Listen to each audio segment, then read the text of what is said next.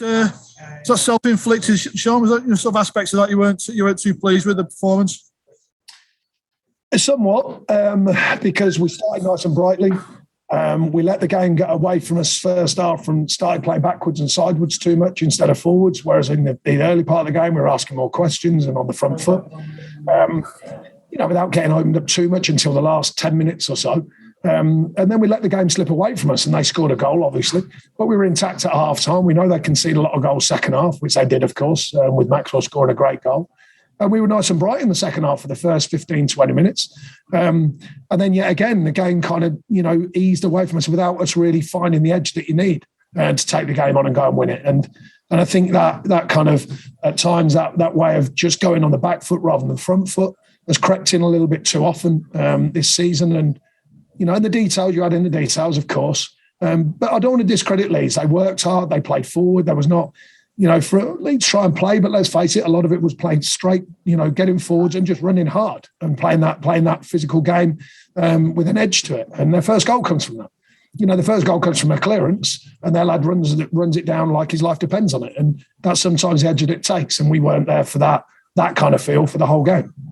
I mean, it's not like yourselves, is it, usually? No, I think this season we tried to offer some change in the way that we play, in the way we operate, using the ball better, but equally you can't take away the hunger and desire of what a performance is. And I thought overall they had a little bit more of that. They had the edge against us today with that desire, just a physical desire, will to go and take on the game. Even in periods when they weren't playing well, we know they're open. We opened them up, that's for sure. We found some really good chances again, but didn't take them. All these details eventually, if they go in the melting pot, and they're going to hurt you, and we kind of hurt ourselves today. But like I said, I don't want to discredit Leeds remotely because they ran hard, they played hard, they got the ball forward and they asked questions. Yeah, again, you say that the story again, Woody misses a great chance and then you go in 1-0 down and sloppy moments where you've hurt yourselves. Yeah. I mean, look, it's one of them that I spoke to the players about, that weird feeling that creeps in. And usually it's when results are not going your way, when everyone's looking at someone else to do the next thing. And I spoke to them and said, everyone's got to have that mentality, no matter what position you're on the pitch, it counts what I do, And the thing is that, when we talk about confidence and winning and results is that when you find that kind of play and you're in a good moment, the game becomes fluid. People are both defensively and in attack. They find the moments to, I call it attacking the maybes and defending the maybes. We attack the moments. We work in the box. Everyone's alive to what might happen. And defensively the same. Whereas at the minute, it looks like we're sort of waiting for someone to do their job. And if it goes wrong, we're not active. We're not anticipating the next phase of the game. And I think that's the added bit that we've got to remind the players of how important it is. Yeah. Honestly, nothing's signed and sealed with over half the season to go. But what's the sort of the thinking, the mentality at the moment?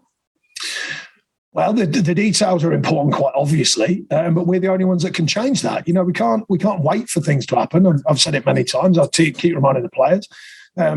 We've never made excuses about the situation. There's some challenges, but we've all got challenges at the minute, whichever way you look at it. It's more about us taking responsibility as a collective, led by myself, quite obviously. And like I say, remind ourselves of all the good things that we do and how we do them. And sometimes, you need a game like today to remind you of that. You're not far off, but you're not on it enough to go and win the game. Yeah, and I mean, obviously, it's not as easy as just pushing a button in January, but does it become more of a, more of a necessity to act in the window? Yeah, but it still doesn't change the rules. The rules are, it has to align. The rules are, there has to be finance, there has to be an alignment, there has to be a team that wants to sell something, there has to be the right player, there has to be the right moment. I mean, it doesn't change the rules, whether you think it's a necessity or not. The market is the market. Been in it long enough to know that. The only way you can change the rules is if you put a lot of money in, and I mean a lot of money. If you look at some of the superpower teams, they can't get deals done in January because the money's so high. So we'll see. Spot on. Cheers, Sean. Cheers. Alex James. Hi, Sean. Hi. You touched on the sort of errors that came into your play at times today. Just how frustrating are some of the goals you're conceding at the moment that, as you say, you're perhaps shooting yourselves in the foot a little bit? Yeah, I wouldn't say we shoot ourselves in the foot, but we're making little moments that are big moments, and the reaction to it and the like I say, the way that you're trying to read the game when you're not confident and the team's not full of confidence, you react slower and you maybe look at a situation and you almost leave that player to deal with that situation. And when they deal with that, that's fine.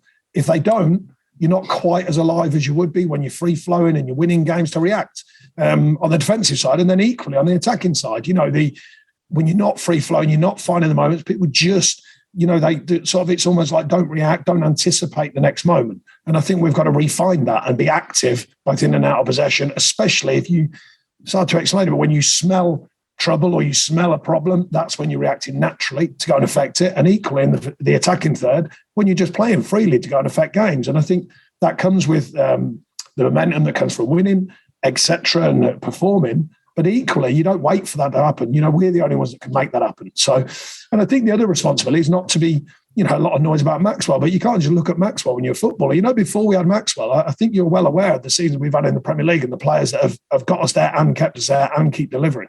So let's have it right. There's a lot of good players here who know how life is without Maxwell around. So we've got to make sure we're performing, without him when he goes away.